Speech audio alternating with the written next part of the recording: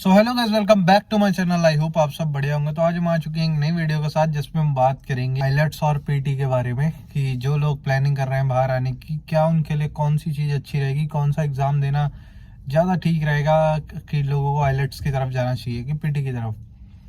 तो पहले मैं बता देता हूँ कि आइलेट्स एक पेपर पेन बेस्ड टेस्ट है और जो पीटी है वो है कंप्यूटर बेस्ड टेस्ट। तो जो कंप्यूटर बेस्ड मतलब जो ऑनलाइन होता है और पेन पेपर जो लिखने वाला होता है, ये दोनों में डिफरेंस है। तो अभी आपको पता ही है, रिसेंट में 2024 में काफ़ी बच्चे पास हुए हैं 12th में और काफ़ी बच्चों की सोच भी है बाहर आने की। तो मैं आपको बता देता हूँ कि कौन सा इजी रहेगा आपके लिए। सबसे पहले चीज़ तो मैं आपको एक कहूँगा, दोनों क्लासेस के डेमो लेके देखना, आइलेट्स का भी और पीटी का भी। वैसे पर्सनली मुझे जो लोग कहते हैं कि पीटी बहुत ज़्यादा आसान है, बट मैंने खुद ने आइलेट्स करी है। मैंने खुद ने भी 2-3 बार पेपर दिया था, फिर जाके मेरे बैंड आए थे। अगर आपकी इंग्लिश अच्छी नहीं है तो I will prefer you should go for the PT. अगर इंग्लिश आपकी अच्छी है, लिखने में राइटिंग वाइटिंग अच्छी है, तो आप आइलेट्स कर सकते हो। बट आइलेट्स में क्या होता है कि आइलेट्स में जैसे स्पीकिंग, पहले बात कर लेते हैं स्पीकिंग 1-on-1 होती है एग्जामिनर के साथ, जिसमें एक बंदा बैठा हो, कोई भी हो सकता है, अंग्रेज भी हो सकता है, देसी भी हो सकता है, कोई भी हो सकता है। एक रैंडम बंदा मिलेगा जो आपकी स्पीकिंग लेगा, जिसमें नॉर्मल क्वेश्चन होते हैं, फेमिलियर होते हैं आपसे, मतलब 1-2 मिनट का टॉपिक दे देगा जिसमें बोलना होगा आपको, कुछ भी बोल देगा। Describe a situation when you stuck in exam jam and you got late, कुछ भी कोई भी टॉपिक दे देगा, उस पर 2 मिनट बोलना पड़ेगा, 1 मिनट प्रिपरेशन के लिए मिलता है। तो स्पीकिंग ठीक ठाक है, जिसकी फ्लुएंसी है वो स्पीकिंग कर सकता है। लिसनिंग जो पर्सनली हमारी फेवरेट है, और लिसनिंग थोड़ी आसान है, लिसनिंग हो जाती है, मतलब उसमें 2 लोग कन्वर्सेशन करते हैं और वो भी इजी है आइलेट्स की, मतलब हाँ ठीक ठाक हो जाता है। अगर बंदा प्रैक्टिस करेगा तो मतलब हो जाएगी लिसनिंग भी। बात फंसती है जहाँ रीडिंग में। अब जो लोग चीज़ें मतलब इंग्लिश लिखी हुई समझ नहीं पाते हैं, वो लोग, और यहाँ जिनकी ग्रामर वगैरह अच्छे से उन्हें कॉन्सेप्ट क्लियर नहीं है, वो लोग फंस सकते हैं रीडिंग में। ऐसा कहा जाता है कि जो पीटी की रीडिंग है और स्पीकिंग लिस्टिंग है, वो उसमें वो ज़्यादा आसान है। ऐसा लोगों ने पेपर दिया है। मैंने पर्सनली पीटी नहीं करी है, बट वही इसीलिए मैं बोल रहा हूँ, आप लोग डेमो लेके देखना, फिर अपना डिसीज़न लेना कि आपको क्या करना चाहिए। तो मैं आपको ये बता देता हूँ, अगर आप ऑस्ट्रेलिया आना चाहते हो फिर तो पीटी के लिए जाना, आप कनाडा जाना चाहते हो फिर आइलेट्स पीटी कुछ भी कर लो, दोनों एक्सेप्टेबल है। बाकी पीटी में भी ये 4 चीज़ें ही होती हैं, लिसनिंग, रीडिंग, राइटिंग और स्पीकिंग। वहाँ पे थोड़ा सा डिफरेंट मिल जाता है आपको चीज़ें देखने को। जैसे स्पीकिंग आइल्स से बिल्कुल डिफरेंट होती है।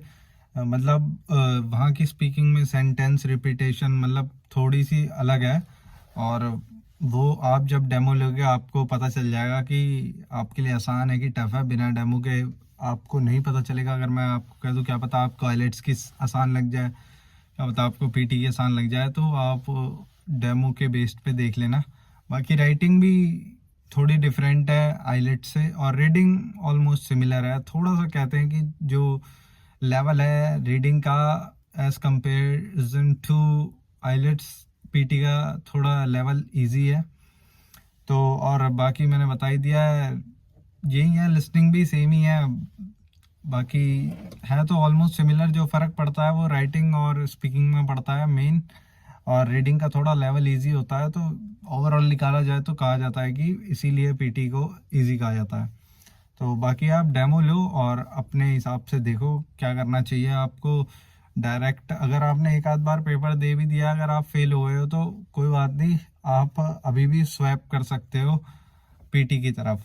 और एक सजेशन और है मेरी आप सबके लिए, जैसे कि आपको पता ही है, आप सब लोग प्लानिंग कर रहे हैं बाहर आने के लिए, और प्लान तो आप कर रहे हैं, बट ज़्यादा टाइम मत लगाना आइलेट्स और पीटी करने में।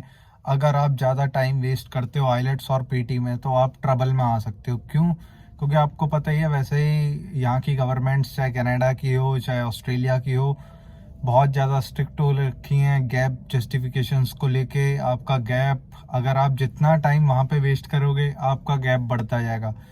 मेरा कहना है आपको मतलब 2-3 महीने, 4 महीने, 5 महीने के अंदर आइलेट्स को या पीटी का पेपर निकाल लोगे तो अच्छे रहोगे। अगर उससे ज़्यादा टाइम लग गया आपको निकालने में पेपर, तो फिर आप ट्रबल में आ सकते हो। फिर आपके वीज़ा, जितना ज़्यादा टाइम लगाओगे उतने वीज़ा चांसेस आपके कम होते जाएंगे। तो इसीलिए इन चीज़ों को ध्यान रखते हुए अपना पहला फोकस करो कि आपका पेपर पहले अटेम्प्ट में ही निकल जाए। पहला नहीं तो चलो दूसरे में निकल जाए, बट उससे ज़्यादा टाइम वेस्ट मत करना।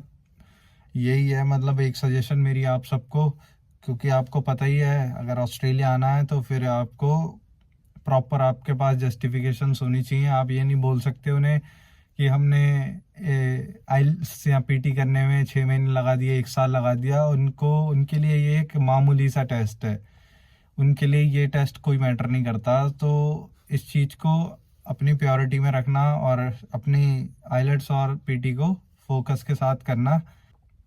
बाकी बात कर लेते हैं कि आपको कनाडा जाने के लिए कितना बैंड स्कोर चाहिए। तो आपको ईच 6 बैंड चाहिए हर एक मॉड्यूल में, और ओवरऑल 6 होने चाहिए।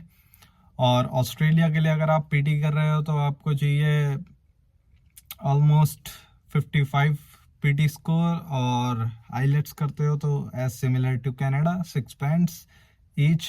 पहले 5.5 बैंड्स पे फाइल लग जाती थी, बट अब रिक्वायरमेंट बढ़ा दिया है। पिछले 2023 में मार्च में मेरे ख्याल से बढ़ा दी गई थी इस रिक्वायरमेंट को। तो अब जो इनके एक में 5.5 रह जाते हैं, अब वो भी पॉसिबल नहीं है। तो आपको ई चलाने पड़ेंगे फिर ही पॉसिबल है।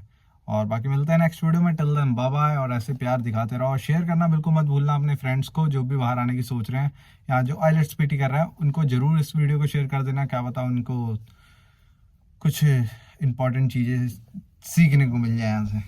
चलो।